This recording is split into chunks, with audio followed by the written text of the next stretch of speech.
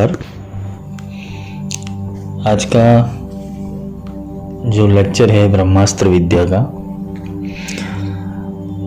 उसके रहस्य में जाते आज मैंने कहा था कि नृसिंह अवतार के बारे में थोड़ा बहुत बताऊंगा। क्या है इसके पीछे का रहस्य। अब आप सोचो कि बगलामुखी ब्रह्मास्त्र विद्या और नृसिंह अवतार को क्या लेना देना है। आदि काल के अंदर जब बगलामुखी की उत्पत्ति हुई थी, जब ये महाविद्या की उत्पत्ति हुई, ये तेज की उत्पत्ति हुई थी, तो उसके पीछे का कोई कारण था। उसके पीछे का कारण यही था कि सृष्टि को रक्षण देना था। ब्रह्मांड में संतुलन पैदा करने के लिए ये विद्या का उपयोग हुआ है। जब संजय नामक राक्षस था, उसने तीनों लोकों में हाहाकार कर दिया और यहां तक कि ब्रह्मा विष्णु महेश तक को अपने हथियार रख देने पड़े। तब सृष्टि के पालनकर्ता भगवान विष्णु ने देवी त्रिपुर सुंदरी की आराधना की और आराधना करने के पश्चात देवी त्रिपुर सुंदरी के भीतर से बगलामुखी का प्रागट्य हुआ था। और ये बगलामुखी का जो तेज था, उस तेज की शक्ति से भगवान विष्णु की रक्षा हुई और भगवान विष्णु को ब्रह्मास्त्र में से आयुध प्रदान किए गए, शंख चक्र गदा पद्म। ये पद्म जो बगलामुखी है, उसका मूल स्वरूप कमलदल निवासिनी ही है, वो है महालक्ष्मी स्वरूपा ही, और उसमें से ही महालक्ष्मी का प्रागट्य हुआ है। तो महालक्ष्मी और बगलामुखी वो भिन्न शक्ति नहीं है, एक ही है। अपने तेज से भगवान विष्णु को उन्होंने पीतांबर दिया और यही पीतांबर उन्होंने बोला कि जब भी सृष्टि को जरूरत पड़े तो ये वस्त्र से ही नीचे उतरना, ये वस्त्र धारण करके ही ये तुम्हारी आइडेंटिटी है, मैं तुम्हारे साथ रहूंगी। भगवान विष्णु के जितने भी अवतार हुए, उन्होंने पीतांबर को धारण किया, इसीलिए ये विद्या को पीतांबरा कहा जाता है। ब्रह्मास्त्र में से भगवान विष्णु को चक्र मिला, देवी की जो गदा थी उसमें से भगवान विष्णु को आयुध रूप में गदा मिली, ज्ञान रूप में शंख मिला, नाद रूप में शंख मिला, और कुंडलिनी शक्ति और जिसे बोलते कि सहस्त्र दल की सिद्धि के रूप में उनको कमल मिला। ये प्रतिकृति है, किंतु जब इसे बोलता है कि विष्णु शरीरे शंकरे हृदयेश्वरी, बगलामुखी स्तोत्र के अंदर आता है कि विष्णु शरीरे शंकरे हृदयेश्वरी, कि शरीर विष्णु जैसा होना चाहिए। धर्म, विष्णु जी का जो मुख्य कार्य क्या है, धर्म का संतुलन करना, धर्म के अंदर संतुलन रखना, धर्म की स्थापना बारंबार करना। तो शरीर यानी कि तुम्हारा कर्म और धर्म, ये दोनों विष्णु स्वरूप होने चाहिए।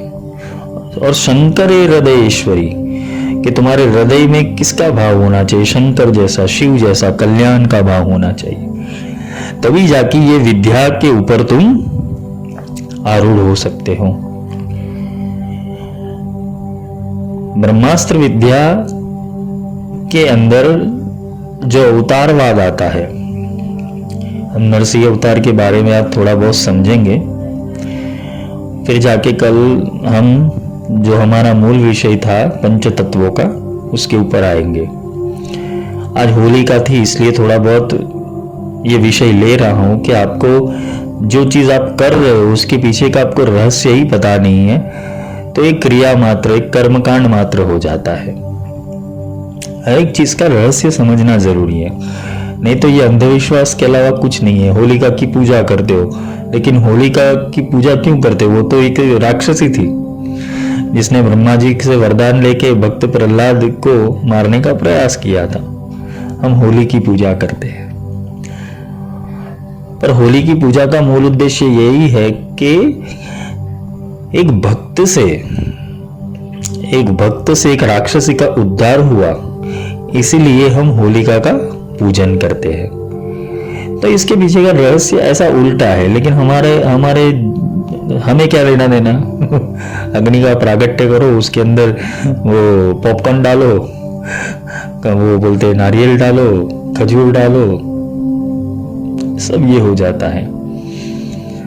तो रहस्य समझने की जरूरत है यहां पर। तो जब जब भी ये अवतार हुए, मत्स्य अवतार हुआ, कूर्म अवतार हुआ, वामन अवतार हुआ, नरसिंह अवतार हुआ, राम अवतार हुआ, परशुराम हुआ, कृष्ण हुए, बुद्ध हुए, तब तक ये शक्ति उनके साथ चल रही थी। क्योंकि जब भी भगवान विष्णु का अवतरण होता है तो उनकी आह्लादिनी शक्ति उनके साथ ही रहती है, कि वो शक्ति के वो बिना शक्ति नीचे नहीं आते। कुछ जो एक होता है कि प्रकट होना, प्रकट अवतार, और एक होता है कि जिसे बोलते हैं कि कार्यकाल को चलाने के लिए अवतार होते हैं। ऐसे तो भगवान विष्णु के 24 अवतार बताए गए हैं पुराणों के अंदर, पर उसमें से मुख्य 10 अवतार है। तो कूर्म, नृसिंह, वामन और कच्छप, ये 4 अवतार है, वो प्रागट्य अवतार है, जो कुछ कर्म हेतु, कुछ कार्य हेतु वो प्रकट हुए, फिर वो अपने अंदर लीन हो गए। वामन कथा अधूरी है। फिर कूर्म कथा, समुद्र मंथन के बाद कूर्म का क्या हुआ, वो भगवान विष्णु के रूप में आ गए। मत्स्य क्यों हुआ, वेदों को बचाना था। वराह अवतार हुआ, तो वराह अवतार ने अपना कार्य किया, पृथ्वी की रक्षा कर दी, फिर वराह अवतार लुप्त हो गया। फिर वापस वो बोलते ना कि उसका आगे का क्रम नहीं दिखाया गया, तो वो प्रागट्य अवतार बोले गए हैं। और जबकि परशुराम, राम, कृष्ण और बुद्ध ये जीवन चरित्र अवतार है। तो इसको समझने की जरूरत है, क्योंकि अवतारवाद जो है वो किसी निश्चित कर्म के लिए ही होता है। अब बगलामुखी इसके साथ कैसे संलग्न है, मैंने आपको बताया।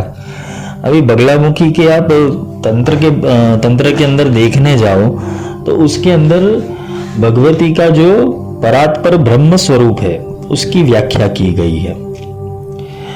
जो परात्पर ब्रह्म सत्ता है वो सर्वरूप होते हुए भी सर्वातीत होती है, जो सर्वशक्त्यात्मक होते हुए भी अद्वैत होती है। वह राम, कृष्ण, दुर्गा, सरस्वती, लक्ष्मी, बगला, त्रिपुरा सुंदरी आदि सब वो एक ही है, उसे अद्वैत कहा गया है। इसके अंदर जो वो विष्णु स्वरूप भी है, वो दुर्गा स्वरूप भी है, वो लक्ष्मी स्वरूप भी है, वो काली स्वरूप भी है, वो सारे स्वरूप वो मूल ब्रह्म के ही है। भगवती बगलामुखी का सर्वशक्त्यात्मक, सर्वे देवात्मक परात्पर ब्रह्म स्वरूप के अंदर क्या कहा गया है कि बगला विष्णु वनिता, विष्णु शंकर भामिनी, बहुला वेद माता च महाविष्णु प्रसुरपि। जिसने महाविष्णु का प्रागट्य किया है, जिसने महाविष्णु की प्रसूति की है, जिसके गर्भ में से महाविष्णु प्रकट हुए हैं, वो ये विद्या है महामस्या महाकुर्मा महावराह रूपिणी। तो ये जो कुर्म अवतार हुए, ये मत्स्य अवतार हुए, वराह अवतार हुए, तो इस सब के अंदर भी ये बगला की अथर्व शक्ति ही थी, क्योंकि ये परात्पर ब्रह्म स्वरूप है। नरसिंह प्रिया रम्या वामना बटुरूपिणी, तो नरसिंह प्रिया रम्या, नरसिंह अवतार के अंदर भी ये भगवती का ही अंश था। क्योंकि नरसिंह अवतार का भी रहस्य लूंगा तो आपको समझ में आएगा कि बगलामुखी उसके पीछे क्यों जुड़ी हुई है। जमदग्ना स्वरूपाच राम राम प्रपूजिता, कृष्णा कप्रदिनी कृत्या कलहा कल की रूपा कलिहरा। केशवी केशवाराध्या किशोरी केशवस्तुता। तो जो राधा है उसे केशवी कहा गया है, जो राधा जी है उनको केशवी कहा गया है। ये बगलामुखी का ही स्वरूप था, ये पीताम्बरा का ही स्वरूप था, क्योंकि पीताम्बरा वो आह्लादिनी शक्ति है भगवान विष्णु की। और जब पूर्ण ब्रह्म स्वरूप यानी कि भगवान कृष्ण का अवतरण हुआ था पृथ्वी के ऊपर, तब उनके साथ राधा ने सदेह रूप से जन्म लिया था और उनकी आह्लादिनी शक्ति के रूप में वो प्रचलित हुई। रुद्र रूपा रुद्र मूर्ति रुद्रानी रुद्र देवता। तो ये रुद्र भी है, शंकर के स्वरूप में भी है, विष्णु के स्वरूप में है और ब्रह्मा के स्वरूप में ही है। त्रिगुणमय भी, त्रिगुणमय होते हुए भी उसके ऊपर है, वो ब्रह्म रूपा है। तो अब आते हैं नरसिंह अवतार के ऊपर कि कैसे जुड़ा है नरसिंह अवतार ब्रह्मास्त्र विद्या बगलामुखी से। तो पहले तो हमें नरसिंह का जो कैरेक्टर है, नरसिंह का जो कैरेक्टर है, जिनका अवतरण हुआ है, जिनका प्रागट्य हुआ, अवतरण तो नहीं बोल सकते, प्रागट्य बोल सकते हैं। तो इसके पीछे श्रीमद् भागवत के अंदर जो सप्तम स्कंद है उसके प्रथम अध्याय से लेकर दशम अध्याय तक इसकी वाणी कही गई है। हिरण्यकशिपु और प्रहलाद की जो कथा है वो तो सब जानते हैं कि हिरण्याक्ष और हिरण्यकशिपु ये दोनों भाई दैत्य थे। उनके पिता कश्यप थे, उनकी माता दिति थी, ये सब कोई जानते हैं। परंतु ये बोलते हैं कि कथा सुन ली, हमने कथा सुन ली, लेकिन उसका अर्थ नहीं समझे कि हिरण्याक्ष का अर्थ क्या है, हिरण्यकशिपु का अर्थ क्या है, किसके लिए नरसिंह ये प्रागट्य हुआ, ये स्तंभ कैसे फटा। हमने सिर्फ वार्ता सुन ली है, कथा सुन ली है। तो दिति और अदिति के दो पुत्र, दिति के दो पुत्र हिरण्यकशिपु और हिरण्याक्ष। जो हिरण्याक्ष था वो पृथ्वी को रसातल में ले गया था और उसके लिए भगवान वाराह ने जन्म लिया, उसके लिए भी भगवान विष्णु को ही जन्म लेना पड़ा, वो प्रागट्य हुआ।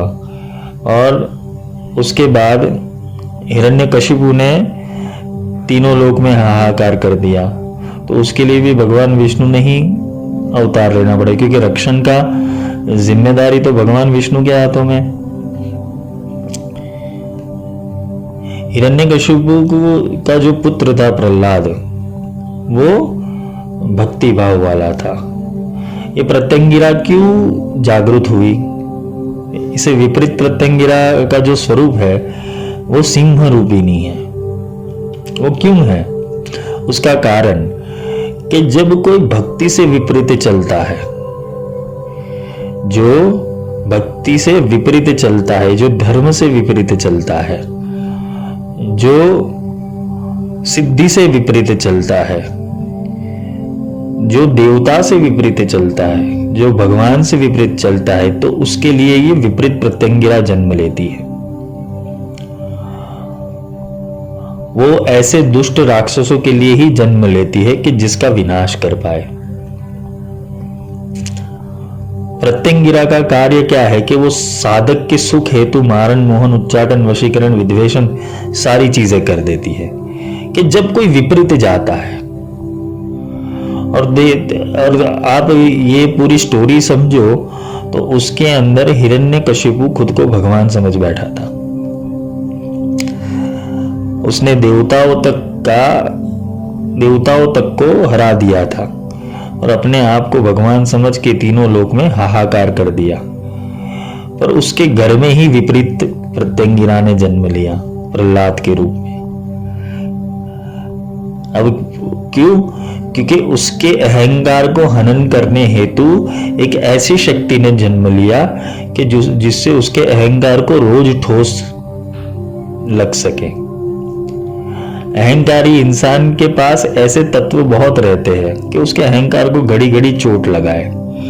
फिर इससे क्या होता है, वो पाप के ऊपर पाप करता है और पाप के ऊपर पाप करने से फिर जाके उसका बोलते हैं ना कि पुण्य क्षय होता है और फिर महाशक्ति का अवतरण होता है। तो ऐसे आइडेंटिकल ऑब्जेक्ट ऐसे अभिमानियों और अहंकारियों के बीच होते ही है कि उसका पुण्य क्षीण कर पाए। तो हिरण्यकशिपु का जो कैरेक्टर था वो ऐसा ही था। वो खुद को वो वरदान लेके बैठा था कि मैं दिन में ना मरूं, ना रात में मरूं, ना बाहर मरूं, ना घर के अंदर मरूं, ना पृथ्वी के ऊपर मरूं, ना आकाश में मरूं, ना बोलते हैं कि ना ठंडे में मरूं, ना गर्मी में मरूं। तो सब ऐसे प्रयोजन करके भगवान ने प्रागट्य किया। ये चेतना ऐसे प्रकट हुई कि वो हिरण्यकश्यप की विपरीत भक्ति के कारण प्रकट्य हुआ। प्रहलाद के लिए नहीं प्रकट हुआ था, क्योंकि प्रहलाद के लिए तो ऑलरेडी वो सूक्ष्म रूप में ब्रह्म उसके पास मौजूद ही था, उसकी रक्षा कर रहा था। लेकिन ये विपरीत भक्ति के कारण ये विपरीत प्रत्यंगिरा को प्रकट होना पड़ा नृसिंह अवतार के अंदर, क्योंकि उसकी भक्ति विपरीत थी। ना मनुष्य से मरू, ना पशु से मरू, ना अस्त्र से मरू, ना शस्त्र से मरू। उसने वरदान ऐसे लिए हुए थे कि इसको मारने के लिए एक विचित्र रूप धारण करना पड़ा भगवान को, और एग्जैक्ट टाइम टू टाइम बोलते हैं ना, सीधा एनकाउंटर करने के लिए ही ये हुआ था कि बस अब बहुत हो चुका। जब उसने चैलेंज किया, हिरण्यकश्यप ने क्या किया, चैलेंज किया, ईश्वर के स्वरूप को चैलेंज किया कि अगर ये स्तंभ में तेरा भगवान है तो मुझे बता। तब वो पुकार लगाई प्रहलाद ने, और प्रहलाद की पुकार से वो ऐसा ही स्वरूप आया कि जैसा वो सोचता है, उसने सोचा था। उसकी कल्पना से बाहर, क्योंकि उसने तो सब मन के आधार के ऊपर सब सोच लिया था कि ऐसे नहीं मरना है, ऐसे नहीं मरना है, ऐसे नहीं मरना है। उसने तो सब सोच के लगाया था। लेकिन ये ब्रह्म स्वरूप होता है, वो टारगेट के बाहर ही होता है। इसलिए ब्रह्म को जानने हेतु ब्रह्म ही बनना पड़ता है। बिना ब्रह्म बने ब्रह्म को नहीं जान सकते। तो ये जो ब्रह्म की टेरिटरी में से ये एक विचित्र स्वरूप, जिसे बोलते हैं पिशाच वेशाय, महिम्नो पारंते परम विदुषो यद्य सदेश। ये परम विदूषक है, कोई भी रूप ले सकता है। इसके लिए भगवान शंकर को भी आना पड़ा नृसिंह को शांत करने के लिए शरभ रूप के अंदर। उसकी कथा कुछ अलग है, फिर कभी टाइम मिला तो समझाऊंगा। तो ये हिरण्यकश्यप ने प्रहलाद को मारने के लिए बहुत गतिविधियां की। उसको जेल में डाला, सर्पों के अंदर डाल दिया, अग्नि में डाल दिया, हाथी के पैर तले कुचलने की कोशिश की, समुद्र में डाल दिया, पर्वत पर से फेंक दिया, सारी प्रवृत्ति कर दी उसने। फिर भी भक्ति की जगह है, वो भक्ति के कारण वो बचता रहा। और अंत में जब स्तंभ की बारी आई तो स्तंभ में से वो नृसिंह का प्रागट्य हुआ और हिरण्यकश्यप का अंत हुआ। ये स्टोरी हम सब ने जान ली है। ये जो कथा है वो प्रतीकात्मक रूप है। ये कथा को समझने के लिए उनके जो मुख्य प्रतीक हैं उनको समझना आवश्यक है। अब हम ये हिरण्यकश्यप के आदिकाल में जाते हैं। आदिकाल यानी कि उसके पेरेंट्स के पास जाते हैं कि उनको समझे पहले, कश्यप क्या है, दिति क्या है, अदिति क्या है। क्योंकि इनको समझे बिना तुम हिरण्यकश्यप को नहीं समझ पाओगे। क्योंकि हम समझने जा रहे हैं यहाँ रहस्य, कोई कथा नहीं समझने जा रहे। कथा तो मैंने सुना दी, अब जाते उसके रहस्य के अंदर। दिति और अदिति ये कश्यप की दो पत्नियां थी। दिति का अर्थ होता है कि प्रत्येक मनुष्य आत्मा और देह का एक योग है। आत्मा मनुष्य का अपना स्वरूप ही है। वो एक चेतन शक्ति है जो देह में स्थूल सूक्ष्म कारण नामक यंत्र के माध्यम से अभिव्यक्ति होती है। आत्मा और देह के इस योग को जानकर उसके रूप से व्यवहार करने से जो चेतना की एक अखंडित स्थिति का निर्माण होता है, जिसे पौराणिक साहित्य में अदिति कहा गया है। जिसके विपरीत जब मनुष्य आत्मा अथवा आत्म स्वरूप को भूलकर देह नामक यंत्र के अंदर सब कुछ समझ बैठता है, तब उसकी चेतना अखंडित स्थिति के अंदर खंडित हो जाती है और इस स्थिति को पौराणिक साहित्य में दीति का नाम दिया गया है। आधुनिक शब्दावली में अगर देखने जाए हम, तो अदिति को आत्मा की चेतना कहा गया है, जबकि दीति को देह की चेतना कहा गया। अब ये समझो, जो आत्म भाव में जी रहा है, जो आत्म भाव में जी रहा है वो अदिति है, और जो देह भाव में जी रहा है वो दिति है। अब जो देह भाव में से जिएगा उसके भीतर से तमस प्रकृति के गुण निकलने ही वाले हैं।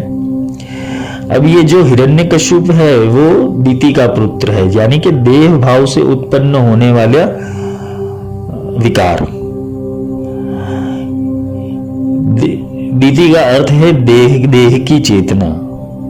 अभी देह के भाव में जो देह भाव धारण करके चलेगा, मेरा नाम ये है, मेरा गोत्र ये, मेरा कुल ये है, मैं फलाने स्कूल में पढ़ा हूँ, मैं इधर नौकरी कर रहा हूँ, मेरे इतना फ्रेंड सर्कल है, मैं इतनी परंपरा का हूँ, मेरी संप्रदाय इस परंपरा की है, ये देह भाव से चलने वाला, जिसको आत्मा का ज्ञान नहीं लेकिन वो देह भाव से चलता रहता है, इसे देहाभिमान कहते हैं। हिरण्यकश्यप यानी जो दिति का पुत्र है वो देह चेतना से देव भाव में, जिसके देहाभिमान हो गया है, वो देह को ही सब कुछ मान रहा है, देह ही उसकी सृष्टि है, शरीर ही उसकी सृष्टि है, और उसी से ये हिरण्यकश्यप जन्म लेता है। देह भाव अर्थात देहाभिमान को ही कथा में हिरण्यकश्यप का नाम दिया गया है।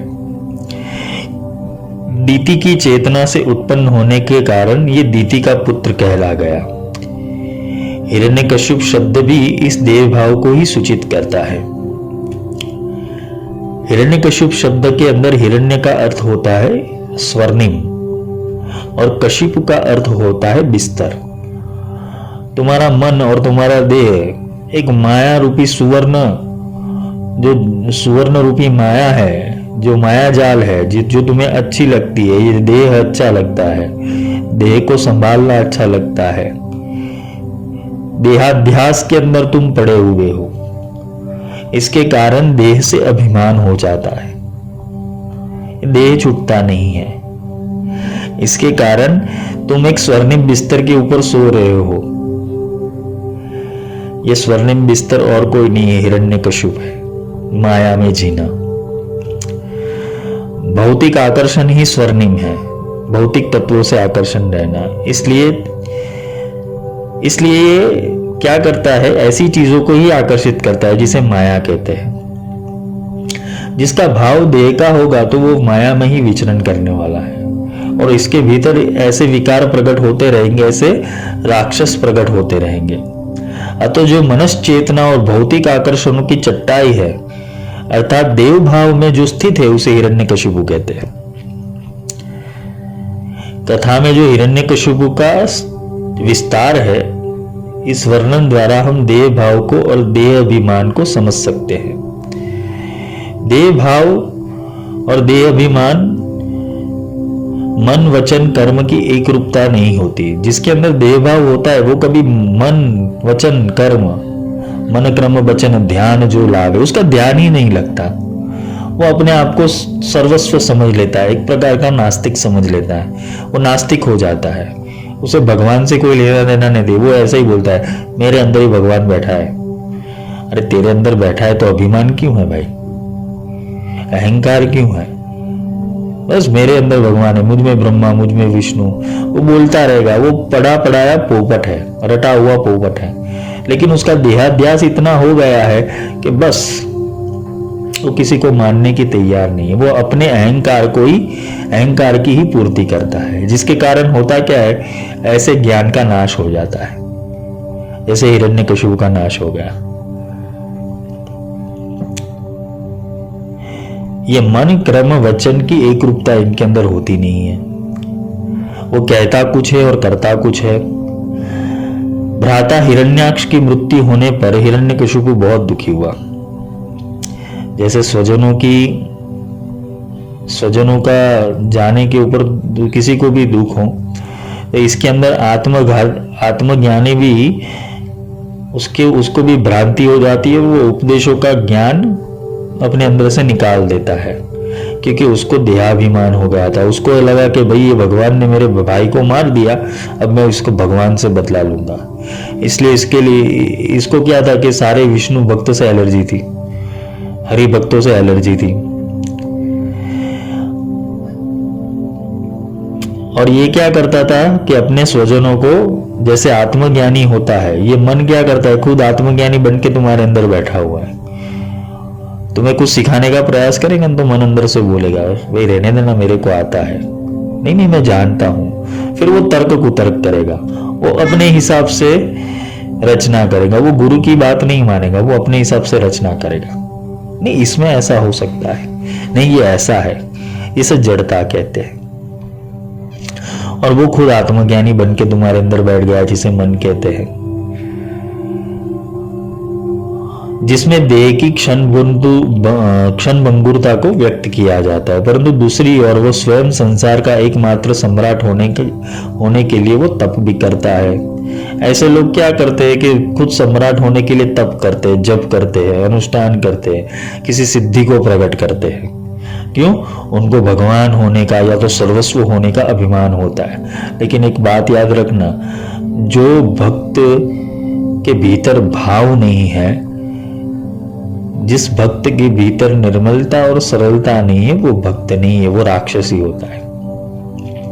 जिसके अंदर ज्ञान का अहंकार है वो राक्षसी हुआ ना। जैसे रावण हो गया, हिरण्यकशिपु हो गया, कुंभकर्ण हो गया, दुर्योधन हो गया। दुर्योधन ज्ञानी ही था और उसका अहंकार इतना बढ़ गया था कि वो सामने भगवान ब्रह्म होने के बावजूद उसको ठुकरा कर चला गया, उसका शांति प्रस्ताव ठुकरा दिया। वैसे ही हमारे जीवन में होता है। तुमने कुछ किताबें पढ़ ली, तुमने कुछ व्याख्यान कर लिए, तुमने कुछ मंत्र उपदेश ले लिए, तो तुम अपने आप को 30 मार्का समझ लेते हो कि मैंने तो बहुत कुछ प्राप्त कर लिया।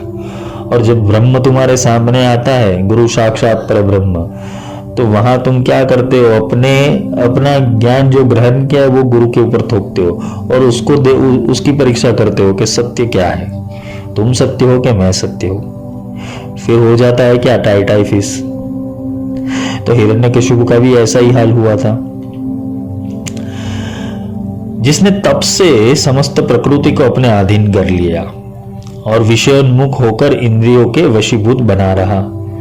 और वह आत्मा की अमरता का वर्णन करता रहा। वो एक और क्या बोलता है, आत्मा अमर है, आत्मा अविनाशी है। वो आत्मा की ही बातें करता रहेगा और आत्मा को जानने की कोशिश नहीं करेगा। ऐसे आत्मज्ञानी असुर कहते हैं इसको, जिसके भीतर ज्ञान तो होता है लेकिन अहंकार इतना होता है कि उसके अहंकार को तोड़ने के लिए भगवान को प्रकट होना पड़ता है। ऐसे ही दूसरी ओर आत्मा के स्वरूप की विस्मृति के कारण शरीर से ही वो अजर अमर होने की इच्छा करता है। उसे लगता है कि भाई आत्मा अमर है तो मैं भी अमर होने चाहूंगा, तो वो शरीर को अमर करने की कोशिश करता है। तो वो क्या करता है, तप करता है। फिर वो ब्रह्मा को प्रकट करता है, शिव को प्रकट करता है और बोलता है कि मुझे इच्छा मृत्यु का वरदान दो या तो मुझे अमर होने का वरदान दो। तो सारे भगवान नकार देते हैं। आपने पुराण पढ़े होंगे कि सारे देवताओं ने सब असुरों की बात नहीं मानी थी कि नहीं भाई अमर होने का वरदान नहीं मांग सकते, भी और कुछ मांग लो। तो फिर भस्मासुर जैसे विचित्र जीव, भस्मासुर सबसे बहुत बड़ा कार्टून था वो अपनी जाल में ही खुद फंस गया था। भस्मासुर और कोई नहीं, तुम्हारे भीतर का क्रोध है, जिसके ऊपर हाथ रखो वो जल जाए। क्रोध भट्टारक। फिर क्रोध कभी कभी क्या होता है, खुद के ऊपर हाथ रख देता है तो वो खुद भस्म हो जाता है। तो असुर ऐसे ही मांगनी करेंगे, असुर सिद्धियों की मांगनी ऐसे ही करेंगे। जब तुम किसी महाविद्या के अंदर प्रवेश करते हो तो सिद्धियां चाहिए। क्यों चाहिए? बस आसुरी तत्व बढ़ाने के लिए। जबकि सिद्धियां निर्मल करती है। सिद्धि मिलने के बाद इंसान निर्मल हो जाता है। उसके भाव के अंदर एक सरलता रहती है, जल तत्व भांति वो एकदम निर्मल रहता है। जबकि होता क्या है, कुछ सिद्धि हासिल होने पे घमंड होने लगता है सबको, और वो घमंड के कारण उसका पतन निश्चित हो जाता है। ये देह रूपी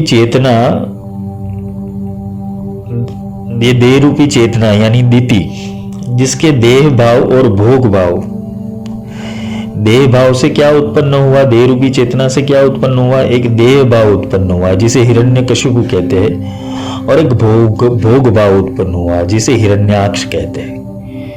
देव भाव होगा तो ही भोग भाव होगा।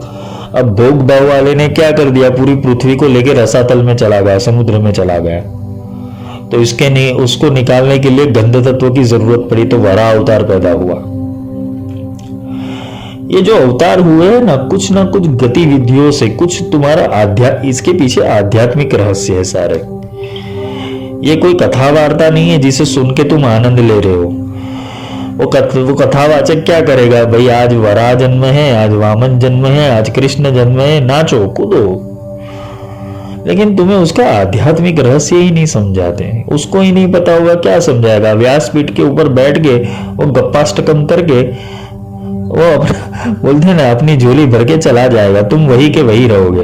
तुम्हें लगेगा लो भगवान बस मैंने भी आनंद कर लिया। तुमने मन का आनंद लिया, आत्मा का आनंद थोड़ी लिया।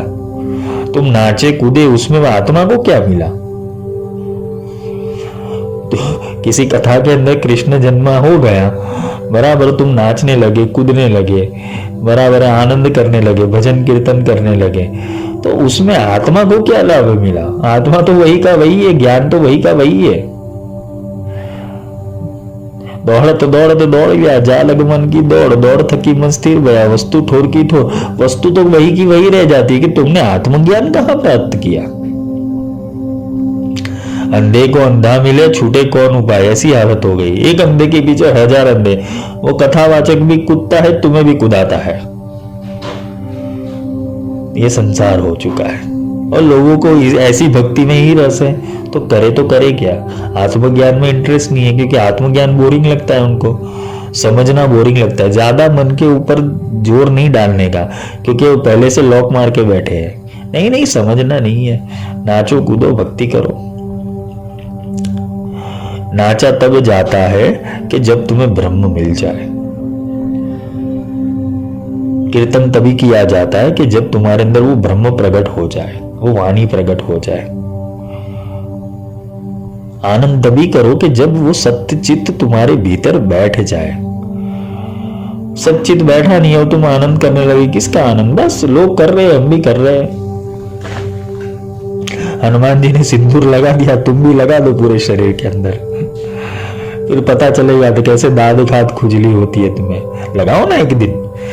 हनुमान जी को चढ़ाते हो, उनको पूरा सिंदूर से शनिवार और मंगलवार को तेल चढ़ाते हो, सिंदूर चढ़ाते हो, एक दिन खुद लगा के बैठो, कैसी हालत होती है। पर क्या करे, लोगों की भक्ति अंधी है, ना आत्मज्ञान की समझ है, तो क्या कर सकते हैं उसके अंदर। तो ये देह रूपी चेतना जिसे दीति कहते हैं, उसके भीतर से ये देह भाव और भोग भाव ये दो उत्पन्न हुए, जिसे हिरण्याक्ष और हिरण्यकशिपु कहा गया है। इसलिए कथा में हिरण्याक्ष जब भोग भाव का हनन हो गया, ये भोग भाव मर गया, हिरण्याक्ष मर गया, तो देव भाव के अहंकार को ठेस पहुंची, तो उसने तप किया। और तप करके क्या किया, ब्रह्मा जी से वरदान प्राप्त किया कि मैं मरना नहीं चाहता, बस मुझे अमर रखो। ब्रह्मा जी बोले ये नॉनसेंस चीजें है, ये नहीं हो सकती है, वत्स ये संभव नहीं है। तो क्या कोई बात नहीं, उसने भी फिर कैटेगरी बनाई थी ना, उसने बहुत ध्यान से देखा था, मन का अभ्यास किया था हिरण्यकशिपु ने। तो बोले देखो ऐसे नहीं मरना चाहूँ, ऐसे नहीं मरना चाहूँ, सब कैटेगरी बता दी। भगवान ने बोला तथास्तु। सोच विष्णु को लगानी है ना, मेरे को थोड़ी लगानी है, मैं तो वरदान देके छुप जाऊंगा। अब जो भी सोच लगाएंगे विष्णु जी लगाएंगे, अपने को क्या है। ठीक है, विष्णु सबका बाप है ना, फिर भी विष्णु तत्व ऐसे तो नहीं प्रकट होता। विष्णु भी कुछ महाऊर्जा तो थी, आखिरकार बगलामुखी के साधक थे वो भी। तो सोच लगाई, क्योंकि वो तो बहुत बड़ा पॉलिटिकल है। विष्णु जी के कैरेक्टर देखो तो छल कपट के अंदर तो वो तो बोलते ना कि किसी को नहीं छोड़ते। यहाँ तक राहु जैसे राहु को भी मस्तक छेद कर दिया था, 2 पार्ट में बिठा दिया कि जा तेरा धड़ अलग और तेरा सिर अलग। क्योंकि जब ब्रह्म अपनी चतुराई के ऊपर आता है ना तो कुछ नहीं बचता है। तो यहाँ के ऊपर ये देह भाव,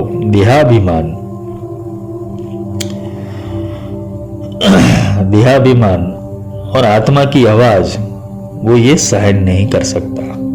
अगर हम इसका आध्यात्मिक रहस्य जानने जाए तो हम जो साधक या तो जो इंसान ये देह भाव में रत रहता है वो आत्मा की आवाज सुनने को पसंद नहीं करेगा, वो आत्मज्ञान लेने में पसंद नहीं करेगा। उसको अगर आत्मा की बात करेगा तो वो वहां से भाग जाएगा। क्यों? क्योंकि उसके अंदर ठेस पहुंचती है मन को। वो भोग भाव तो मर गया अब, क्योंकि उसके भोग चले जाएंगे, उसका देह भाव चला जाएगा, तो जी के करेगा क्या? क्योंकि जीने वाला तुम्हारे भीतर कौन है? मन।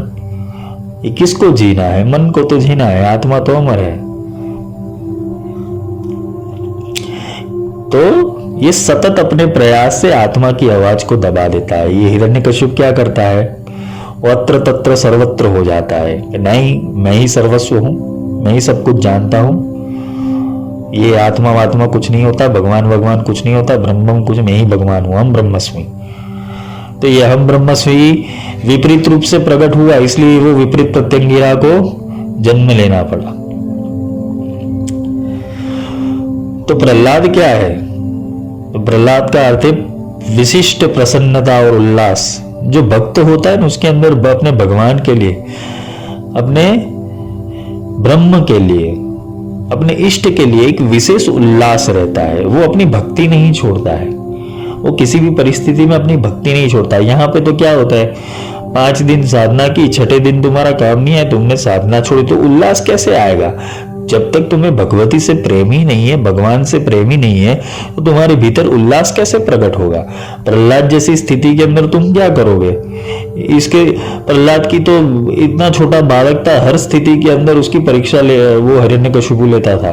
बार बार उसको बोलते हैं ना कि पर्वत से फेंक दूं, सांपों के बीच में फेंक दूं, समुद्र के अंदर फेंक दूं, अग्नि में बिठा दूं। उसकी बुद्धि ऐसी चलती थी, फिर भी वो मस्त रूप से चलता गया, क्योंकि उसको अपने इष्ट के अंदर दृढ़ श्रद्धा थी, वो उल्लास था भक्ति का उसके अंदर। वो प्रसन्नता, आनंद का वाचक है ये प्रहलाद। वो आत्मा का एक स्वरूप है। जो भक्ति है ना वो एक आत्मा का स्वरूप है। भक्ति हर किसी के अंदर नहीं प्रकट होती, जिसके अंदर आत्म भाव प्रकट होता है ना उसके अंदर भक्ति भी प्रकट अपने आप हो जाती है। तो ये प्रहलाद का जो पात्र है वो आत्मा का प्रतिनिधित्व करता है। प्रहलाद के माध्यम से परमात्मा का जो स्वरूप है उसका विस्तृत विवेचन किया गया है। उसका उद्देश्य यही है कि प्रहलाद की आत्म स्वरूपता को इंगित किया जाए। यह कथा के अंदर प्रहलाद को क्या बताया गया? हिरण्यकशिप का पुत्र जो भगवत भक्त था। हिरण्यकशिप प्रबल देह भाव का तथा प्रहलाद वो आत्मा का प्रतीक है। तुम्हारे भीतर ये दोनों चेतनाओं ने जन्म लिया, एक और अहंकार है और एक अंदर सुषुप्त पड़ी हुई भक्ति। जब भक्ति जागृत होती है तो मन बहुत हैरान करता है। जब तुम्हारे भीतर वो आत्मा की जागृति होती है या भक्ति की जागृति होती है तो तुम्हारा मन तुम्हें बहुत हैरान करेगा। तू गलत दिशा में चल रहा है, तू इधर मत चल, तू ये मत कर, ये क्या भक्ति करने की उम्र है, ये क्या साधना करने की उम्र है, ये कामकाज करो, पैसा कमाओ, पैसा ही सब कुछ है, माया ही सब कुछ है, पैसों के बिना कुछ नहीं होता। ऐसी विपरीत बातें वो हिरण्यकशिप तुम्हारे भीतर से मन रूप में समझाता है तुम्हें। वास्तव में प्रहलाद को हिरण्यकशिप का पुत्र कहकर ध्यान इसलिए लिया गया है कि एक विशिष्ट तथ्य को यह आकर्षित करता है कि जब प्रबल देहभाव की स्थिति में मनुष्य का आत्मा पूर्णतः प्रसुप्त नहीं होता, यानी कि पूर्णतः वो जागृत नहीं होता, तो आत्मा अति अनुग्रहशील और अत्यंत धीमे धीमे आवाज में उसको जगाती है। जब तुम्हारे अंदर प्रबल देव और प्रबल अहंकार का जन्म हो जाएगा तो धीरे से आत्मा बोलेगी छोड़ना है ये सारी चीजें, बैठ जा एक स्थान के ऊपर। ये कैसे होता है? प्रबल देव भाव और ये प्रबल मन कैसे प्रकट होता है? सत्व रूप के अंदर, क्योंकि मन के 3 भाव है, सत्व रज और तमस। ये 3 गुणों से मन चलता है। पर सात्विक अहंकार कैसे प्रकट होता है? बहुत सारी साधना कर लो, बहुत सारे शास्त्र पढ़ लो, बहुत सारे बोलते हैं ना कि मंत्र तंत्र के रहस्य जान लो, फिर तुम्हारी बैठ बच जाती है। फिर तुम्हें प्रबल देह भाव की ओर ही तुम जाते हो। ये होता है, ये तंत्र करने से ये होता है, उद्दिष्ट तंत्र कर लू, महानिर्वाण कर लू, स्वच्छंद तंत्र कर लू। तंत्रों के पीछे भाग जाता है, मंत्रों के पीछे भाग जाता है, और उसके बीच में वो अंदर से आवाज होती है, बैठ जाना, शांति से भक्ति कर, नाम स्मरण कर, कुछ करने की जरूरत नहीं है। भगवती की चेतना अंदर से जगाती है तुम्हें, लेकिन फिर तुम क्या करते हो? नहीं, मेरे को तो बस मंत्र करना ही करना है, तंत्र करना ही करना है, यंत्र करना ही। तुम ऐसी उलझनों में फंस जाते हो। हाँ, तुम मंत्र तंत्र यंत्र में भक्ति लगाते हो तो वो जरूर सिद्ध होता है। पर तुम क्रियावश और जड़तावश ये सारी चीजें करोगे तो कुछ हासिल नहीं होगा। तो हिरण्यकशिपु ने जड़तावश किया, लेकिन अंदर से प्रहलाद ने बोला जो होगा सो देखा जाएगा। अपना हरि बैठा है ना, आत्मा क्या बोलता है? मैं बैठा हूं ना, चिंता मत कर।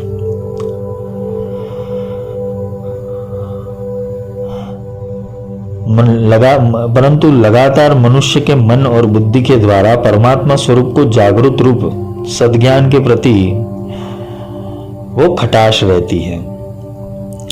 पहले देहाभिमान, फिर विद्याभिमान तथा बाद में अनुग्रहशील आत्मा के द्वारा ये प्रहलाद की आवाज हिरण्यकशिपु तक पहुंचती थी। यानी कि तुम्हारे आत्मा की आवाज तुम्हारे मन के देहाभ्यास तक पहुंचती है, किंतु हम उसकी सुनते नहीं है। प्रबल देव भाव की स्थिति में जब आत्मा रूपी प्रहलाद भगवत भक्त हो कहा गया है प्रहलाद को। तो आत्मा प्रत्येक मनुष्य को उसके वास्तविक स्वरूप को पहचान करवाना चाहती है, लेकिन ये देवभाव करने नहीं देता। और प्रबल देवभाव से होता क्या है कि वो धीरे धीरे करके बोलते हैं ना कि आत्मा का विनाश करने के ऊपर आ जाता है। जब तुम्हारे भीतर ये सारी चीजों का अहंकार हो जाता है तो तुम करते हो कि आत्मा की आवाज को दबाने का प्रयास करते हो। नूरसी का अर्थ क्या है? हिरण्यकश्यप और प्रहलाद के बारे में समझ ले। नूरसी का अर्थ क्या है? नूरसी का अर्थ है नर और सिंह। ये 2 शब्दों से नूरसी का शब्दार्थ बना हुआ है। नर का अर्थ होता है प्राण और चेतना जो व्यापक है। उसे उच्चतम दिव्य चेतना और दिव्य कोश में जब वो प्राण का अवतरण होता है तो उसको नरसिंह बोला गया है।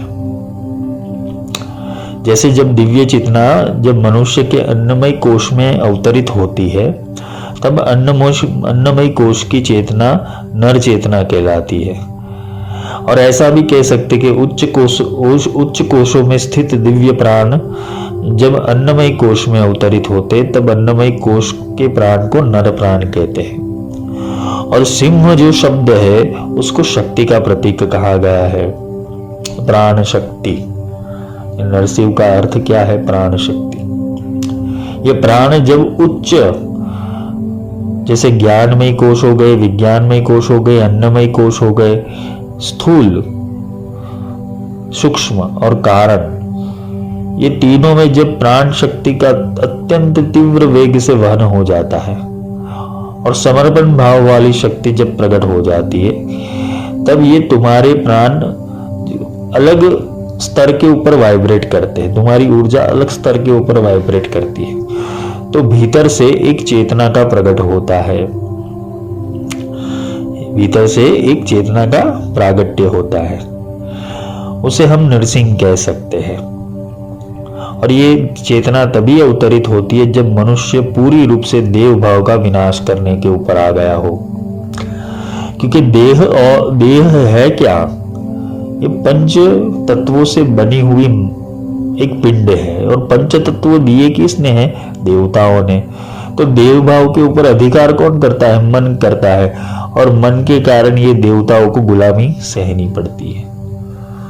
और ये गुलामी सहन करते करते करते करते ये इंद्रिया पुकारती किसके हुए? ये देवता पुकारते किसके? वो परमात्मा को, वो प्राण को पुकारते।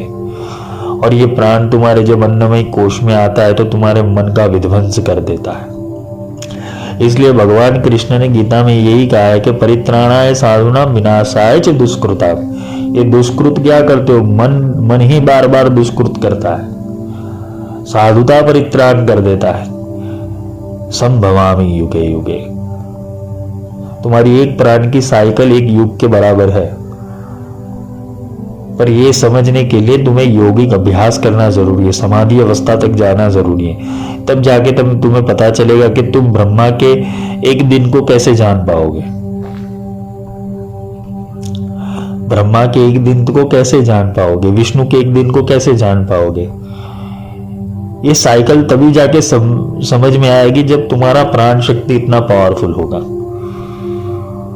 खैर छोड़ो, ये तो बहुत दूर की बात है। और यहाँ हम अपने भगवान नरसिंह का प्रागट्य क्यों हुआ उसको समझते हैं।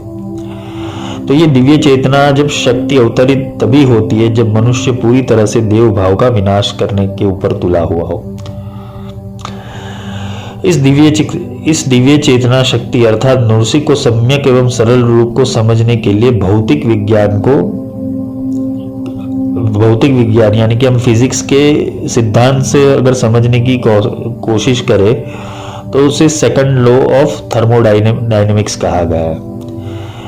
इसको समझना उपयोगी यही कि इस नियम के अनुसार कोई भी पदार्थ पहले व्यवस्था से अव्यवस्था में जाता है तथा फिर किसी प्रबल शक्ति के हस्तक्षेप अथवा पदार्पण से अव्यवस्था से पुनः व्यवस्था में आता है।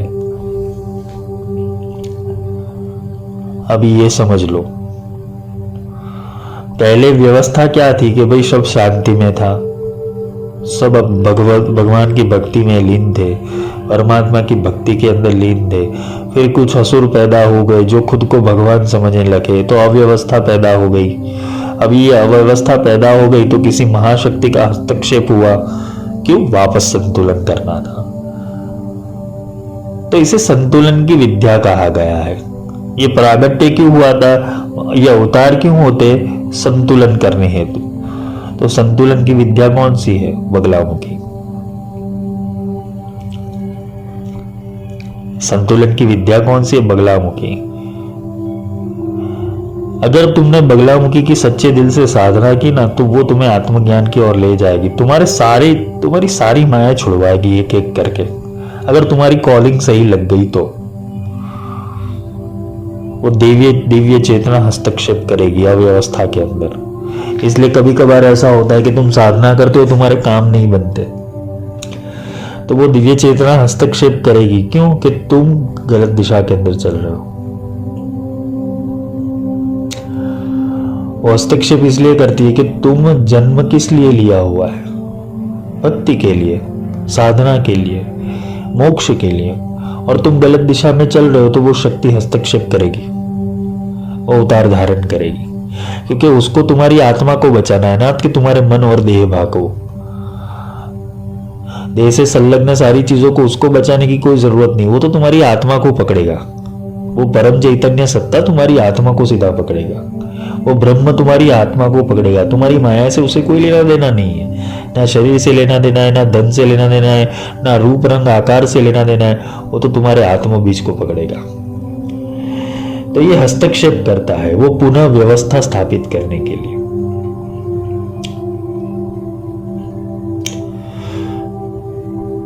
जो स्तंभ फटा, ये स्तंभ और कुछ नहीं है, तुम्हारे मन के विकार इतने स्ट्रांग हो गए हैं, मन के दुर्गुण इतने स्ट्रांग हो गए। स्तंभ और हिरण्यकशिपु द्वारा उसका ध्वंस। स्तंभ शब्द मन की मान्यता का एक प्रक्रिया है। मन जिसको मान लेता है ना, उसके अंदर वो जड़ हो जाता है। फिर और जैसे ऐसे अनेक भवनों से, ऐसे अनेक स्तंभों से भवन का निर्माण होता है, जिसे मन का भवन कहते हैं। ये मन के अंदर इतने इतने स्तंभ को तुमने खड़े कर दिए, उसके ऊपर तुम्हारा मन टिका हुआ है, मान्यताओं के ऊपर तुम्हारा मन टिका है। मान्यता से संस्कार बन जाते हैं और फिर संस्कार से मन जड़ हो जाता है। अंधश्रद्धा, मान्यता। ऐसे ही मनुष्य का जीवन मन की मान्यताओं के ऊपर ही खड़ा है। मन की मान्यता अनेक है, परंतु मूलभूत मान्यता है कि मनुष्य के मन या मन का यह मान लेना है कि मैं देह मात्र हूं। यह सत्य की प्रत्येक मनुष्य जब इस सृष्टि रूपी रंगमंच के ऊपर आता है तब अपने वास्तविक शुद्ध आत्मा रूप में स्थिर होता है। परंतु जन्म जन्म की एक लंबी यात्रा के अंदर देह को ही सत्य मान के वो चलता है और आत्मा को वो अदृश्य समझता है। वो शनै शनै आत्मा स्वरूप को भूल जाता है। धीरे धीरे ज्ञान का लोप होने पर यह मान्यता इतनी दृढ़मूल हो जाती है कि फिर वो देह भाव के आधार पर ही जीवन चलने से जीवन में दुखों का प्रादुर्भाव होने लगता है। और देह के संबंध के आधार पर सबसे पहले मनुष्य के भीतर अपने पराये का विचार उत्पन्न होने लगता है। फिर अपने पराये का विचार से राग, द्वेष, कामना, तृष्णा, ईर्ष्या जैसे नकारात्मक भाव उत्पन्न हो जाते हैं। तो मन के भाव से क्या होता है? अपना पराया, फिर राग हो जाता है, द्वेष हो जाता है, मोह हो जाता है, क्रोध उत्पन्न हो जाता है। ये सारे विकारों को जन्म लेते हैं और विकार फिर क्या करते हैं? मान्यता बनाते हैं, स्तंभ बनाते हैं। उसके ऊपर तुम्हारा पैटर्न रेडी होता है। तुम कैसे हो ना, तुम्हारा स्वभाव कैसा है, उसका पैटर्न तुम्हारी मान्यताओं के ऊपर निर्भर है। तुम जड़ हो गए तो तुम्हें सुधारने की कोई जरूरत नहीं है। फिर बोलते हैं ना कि भगवान को ही अवतार लेना पड़ता है, पर तुम्हारे भीतर भाव है। वो प्रहलाद जन्म ले चुका है तुम्हारे भीतर, तो हरि कोशिश करता है बार बार तुम्हारे पास आने की, बार बार तुम्हारे आत्मस्वरूप को छूने की हरि कोशिश करेगा। वो भगवान कोशिश करता है, किंतु फिर भी तुम देह भाव के अंदर लीन रहोगे तो क्या करोगे? तुम स्तंभ बनाते जाओगे। फिर एक दिन क्या करोगे? तुम नास्तिक हो जाओगे। वो मान्यताओं को पुकारो, वो मान्यताओं के बीच में बोलोगे कि इसके अंदर है हरि, तो बताओ मेरे को। वो बोलते ना, हिरण्यकश्यप का तो विपरीत भाव था तो वो प्रकट हुआ, उसके भीतर इतनी शक्ति थी। जैसे दुर्योधन का भी विपरीत भाव था, हिरण्यकश्यप का भी विपरीत भाव था, शिशुपाल का भी विपरीत भाव था, रावण का भी विपरीत भाव था। तो विपरीत भाव से भी प्रभु की प्राप्ति तो हुई, लेकिन वो अमर नहीं हो पाए। खैर, वो तो सब कथा वार्ता की है जय विजय की, अलग अलग रूप से। देह भाव में रहते हुए प्रत्येक मनुष्य को स्वयं ही अपने इस प्रबल मान्यता को काटना है। तुम्हारी अंध मान्यता तुम्हें ही काटनी पड़ेगी। राम तुम्हारा वध करे हो जाओ तैयार, तुम्हें ही खुद के सामने जंग छेड़ देनी पड़ेगी, तुम्हें ही बगावत करनी पड़ेगी। ये ब्रह्मास्त्र का पहला नियम है। अगर तुम्हें ब्रह्मास्त्र साधना है, आत्मा को साधना है, ब्रह्म को साधना है, खुद के भीतर बगावत छेड़ दो। सारी मान्यता और सारे स्तंभों को तोड़ डालो, फिर नरसिंह का प्रागट्य होगा। तुम मान्यताओं को पकड़ के चलते हो, जबकि वो मान्यता रहित है, वो स्वरूप विहीन है, उसको स्वरूप में बांधने की कोशिश कर रहे हो तुम। जल का कोई स्वरूप नहीं होता, जल का कोई आकार नहीं है, पर जिस बर्तन के अंदर वो रहता है वो बर्तन रूपी आकार ले लेता है। वैसे ही ब्रह्म निराकार है, वो किसी देह में आता है तो तुम वो देह को पूजते हो, वो देह का आकार धारण करता है। इसे सगुण साकार कहते हैं। तो ब्रह्म है वो सर्वत्र सर्वदा है, सभी वस्तुओं के अंदर, व्यक्ति के अंदर और सभी तत्वों के अंदर समान रूप से वो निहित रहता है। और उसी मन के भीतर ये ब्रह्म की भावना बैठ जाती है कि मन भी अत्र तत्र सर्वत्र ही है। मन की मान्यता बैठ जाती है, लेकिन ये मन की मान्यता जब टूटती है तब जाके मूल ब्रह्म दर्शन हो जाता है। मान्यता कैसे? तुमने जो पढ़ा, जो समझा, जो सुना, जो देखा, तुमने उसकी मान्यता बना ली, प्रोग्राम हो चुके, अब पैटर्न बन गई। लेकिन ब्रह्म को जानने के लिए सारा तोड़ना पड़ेगा, सारी चीजें तोड़नी पड़ेगी। चाहे 15 साल से तुम पुरस्चरण कर रहे हो, या 20 साल से कर रहे हो, या 100 साल से कर रहे हो, ब्रह्म दर्शन हेतु सारी मान्यता तोड़ देनी पड़ेगी और एक स्थिति में आना पड़ेगा, ब्रह्म को समझना पड़ेगा। इसे ही स्तंभ का ध्वंस कहते हैं। मनुष्य में यह अद्भुत दिव्य चेतना शक्ति का प्रादुर्भाव होता है, जिसे नरसिंह अवतार कहते हैं। जब ये चेतना जन्म लेती है, सारे स्तंभ को तोड़ के, सारी मान्यताओं को तोड़ के जब वो प्रकट होता है, तो उसे तुम पहचान नहीं पाओगे ये कौन है। यही था भगवान क्या? परम विदुषो यद्य सदसी, वो परम विदूषक है, वो कोई भी आकार ले लेगा, वो तुम्हारे मन से विपरीत है, वो मन की मान्यताओं से विपरीत है, और उसको समझने हेतु तुम्हें प्रहलाद बनना पड़ेगा, ना कि हिरण्यकशिपु। प्रहलाद वो अवतार से घबराया नहीं था, प्रहलाद में प्रभु के स्वरूप को देखा तो वो घबराया नहीं था, हिरण्यकशिपु डर गया था। वो दिव्य चेतना देख के मन डर जाएगा, लेकिन भक्त उसे सहृद ग्रहण कर लेगा। प्रहलाद के लिए तो वो टेडी बेयर था, हिरण्यकशिपु के लिए वो पिशाच था और अलग प्राणी था। तो नृसिंह अवतार का जो रहस्य है वो ऐसा ही है।